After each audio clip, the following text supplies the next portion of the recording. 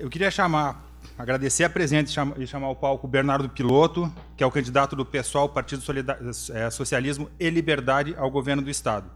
O Bernardo Piloto é o candidato mais jovem a governos do Estado do Brasil. Ele tem apenas 30 anos, é servidor público do Hospital de Clínicas de Curitiba, formado em Ciências Sociais pelo UFPR, com mestrado em Saúde Coletiva. É casado com a psicóloga Renata Moraes.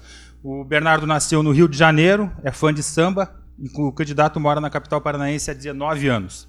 Sem mais delongas, a gente vai começar a perguntar para o Bernardo. O Rafael vai perguntar, como a gente fez para todos, uma questão de segurança pública e sistema prisional. Bom, voltando ao assunto que a gente teve esses dias aí da rebelião em Cascavel, eu queria ver como está a proposta, a avaliação da sua candidatura para controlar essa situação, para que isso não volte a acontecer novamente, e como o senhor pretende desafogar o sistema prisional paranaense? Sobre a questão do sistema prisional, primeiramente dizer que direitos humanos é para todos e todas. Esse é o posicionamento do PSOL. Nesse sentido, nós entendemos que precisamos de uma outra política prisional. Atualmente, você tem no Brasil uma política muito punitiva, né? Qualquer crime vira motivo para encarcerar as pessoas. Isso gera um alto número de encarceramentos que não tem resolvido o nosso problema de segurança pública. No nosso entendimento, é o alto grau de encarceramento das pessoas, o alto número de presos que leva a situações como aquelas que a gente presenciou em Cascavel. Nós defendemos uma segurança pública focada na questão dos direitos, né? Entendemos que, tendo mais direitos, há menos violência. Defendemos a desmilitarização da polícia e queremos ter, na Secretaria de Segurança, um secretário que não seja nem promotor, nem policial, como a maioria dos governos fazem, né? Nós precisamos ter um outro olhar para a segurança pública. Há várias formas também de tratar a questão dos presos. Tem a proposta de APACS, né, que é uma associação dos privados de liberdade, que, enfim, trata a segurança pública de outras maneiras, há outras maneiras de tratar do que simplesmente prender, e certamente um governo do PSOL no Paraná traria à tona essas experiências para que a gente previna, na raiz, problemas como o que aconteceram em Cascavel. Candidato, como servidor do HC, o candidato se opôs à adesão do hospital à EBSER, e a gente tem um modelo hoje aqui no Paraná um tanto parecido com a criação de uma Fundação Estadual de Saúde, que é, embora pública, uma forma de terceirização da gestão da saúde pública na cidade.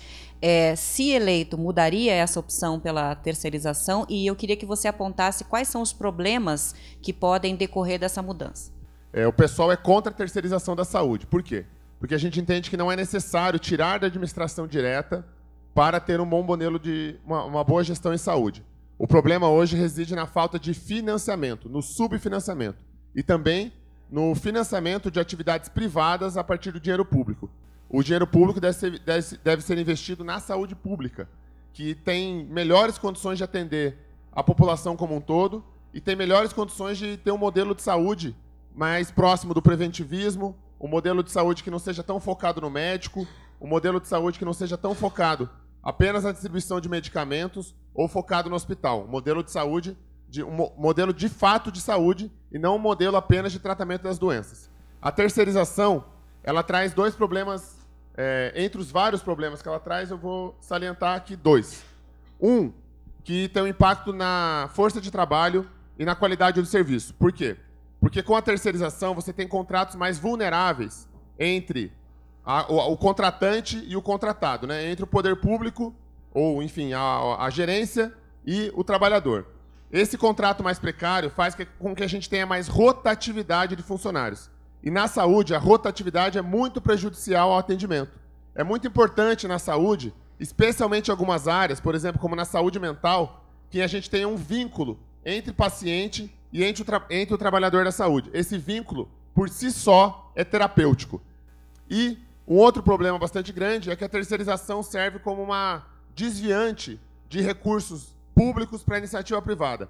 A lei do SUS é bem clara que o sistema privado deve ser entendido como complementar, mas a terceirização inverte isso. Faz com que o público seja complementar e que o privado seja o prioritário.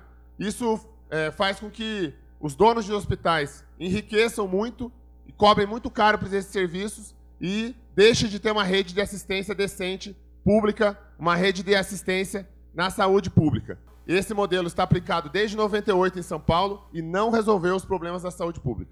Como o senhor, um partido pequeno, que não elegeu nunca um deputado estadual no Estado, vai fazer para ter maioria na Assembleia e poder, por exemplo, ter aí voz na Assembleia para aprovar o orçamento do Estado? Primeiro, a gente precisa romper com a ideia de que governar é estabelecer um balcão de negócios com os deputados estaduais, governar é comprar os deputados estaduais para garantir o seu apoio, que é isso que é feito hoje. Nós entendemos que, se for para fazer um governo de balcão de negócios, não precisa ter o PSOL. Tem 3 caras aí que fazem isso de maneira muito mais eficiente que o PSOL. Vocês não precisam votar no PSOL se vocês quiserem um governo de balcão de negócio. Agora, se vocês quiserem um governo que se baseie na participação popular, que governe junto com vocês, que chame vocês para discutir os projetos apresentados pelo governo e para pressionar os deputados estaduais a votarem nesses projetos, aí vocês podem votar no PSOL. Se nós formos o governo, vocês vão ser chamados frequentemente a estarem na Assembleia Legislativa, votando o maior orçamento para a saúde, votando a favor do fortalecimento da Escola de Saúde Pública do Estado, votando a favor do Plano Estadual de Assistência Estudantil, votando a favor de medidas desmilitarizantes para a Polícia Militar. É isso que vocês vão ser chamados a votar lá. Primeiro, claro, nós vamos tentar convencer os deputados, mas a gente sabe que muitas vezes os deputados são... Muitas vezes não, né? Na maioria das vezes, eles são escravos daqueles que financiaram suas campanhas, são vassalos dos financiadores de campanha e provavelmente os nossos bons argumentos não servirão para convencê-los. Nós vamos precisar de vocês, lotando as galerias da Assembleia, para aprovar os nossos projetos de interesse popular. O Bruno pergunta, o senhor comentou no começo da sua fala, a desmilitarização da polícia. Como que o senhor pretende implementar isso daí? E uma segunda pergunta relacionada a isso, a da Ana Clara, diz o que o senhor pretende fazer, se for eleito, para mudar a situação dos postos de trabalho fechados na Penitenciária Central do Estado e na Penitenciária Estadual de Piraquara? Bom, primeiro, o Bernardo, como governador, não pode desmilitarizar a polícia. Isso é um tema nacional, é tema da PEC 51, que é uma proposta de emenda constitucional que nós apoiamos no Senado e na Câmara Federal. Mas nós podemos, em nível estadual, ter medidas desmilitarizantes. O que é isso? É uma política de transição em relação à polícia.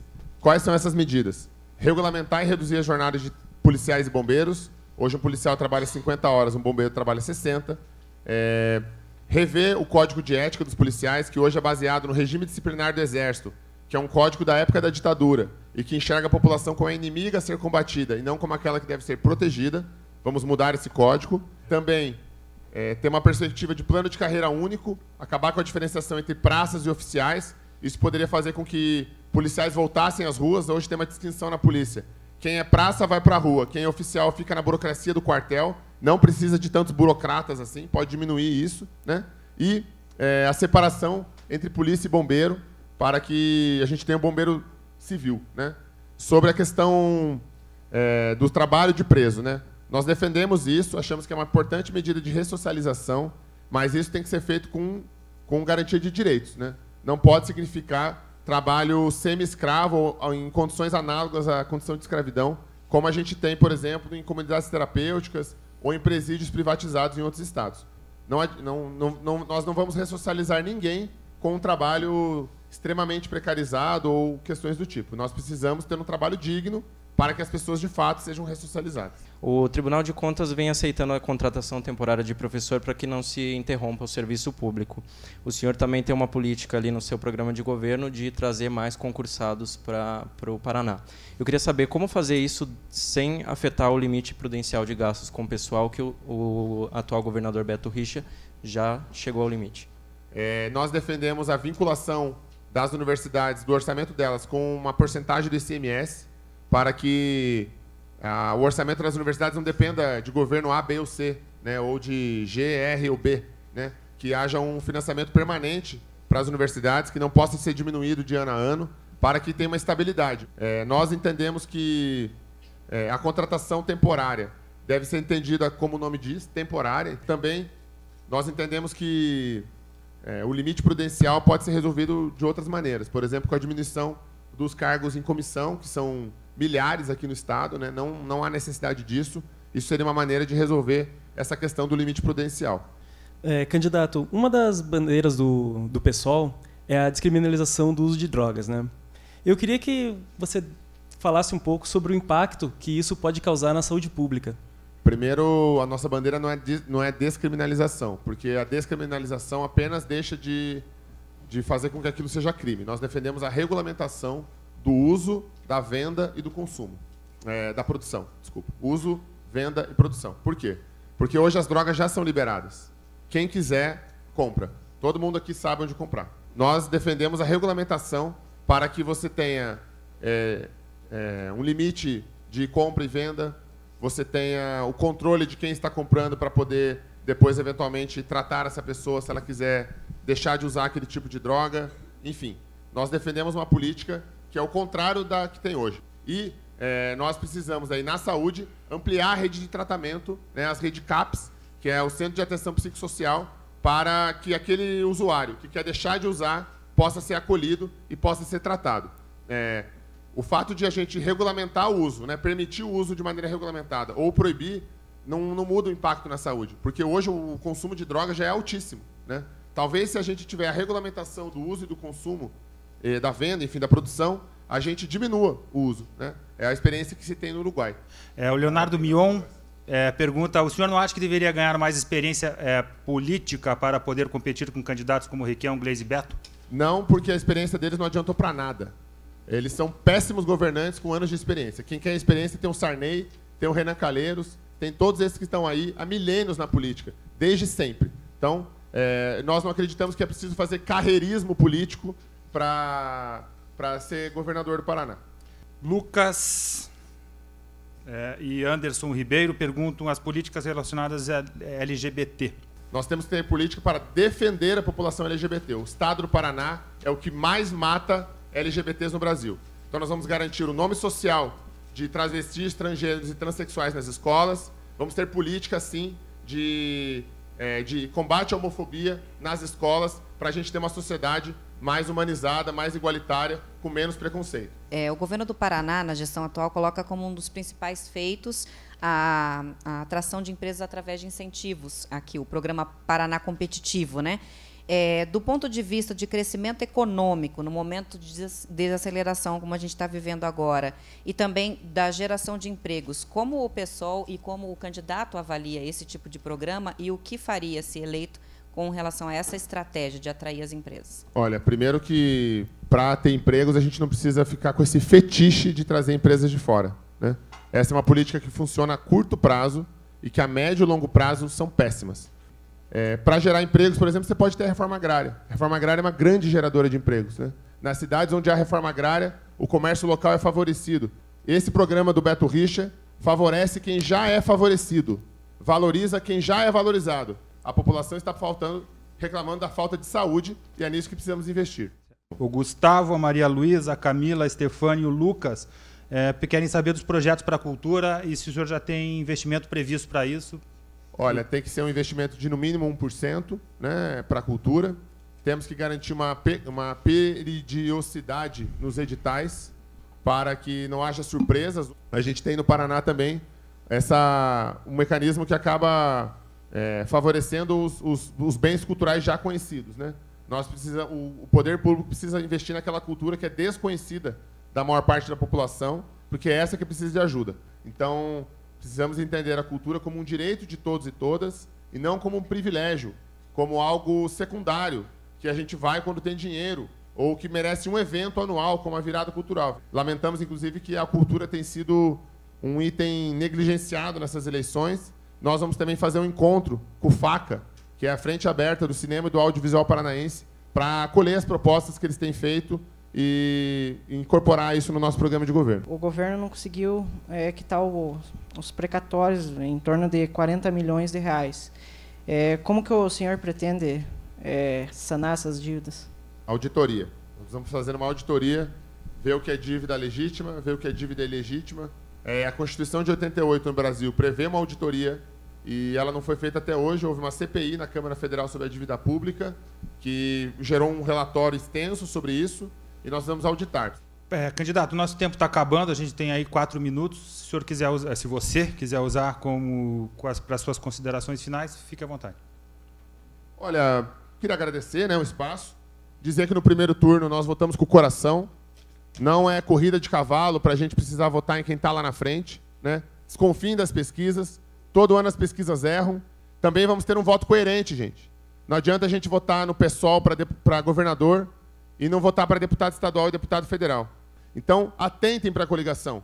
Se você quer ter certeza que você não vai perder o voto, que o seu voto não vai alguém para uma ideologia contrária à sua, vota no 50. Então, nessa eleição, para vocês votarem diferente, vocês votarem no que vocês acreditam, vamos votar no 50 de cima a baixo. E é assim que eu termino, agradecendo de novo a todos, agradecendo aos jornalistas e professores pelas perguntas e a RIC pelo espaço. Obrigado. A gente que agradece, candidato. Obrigado.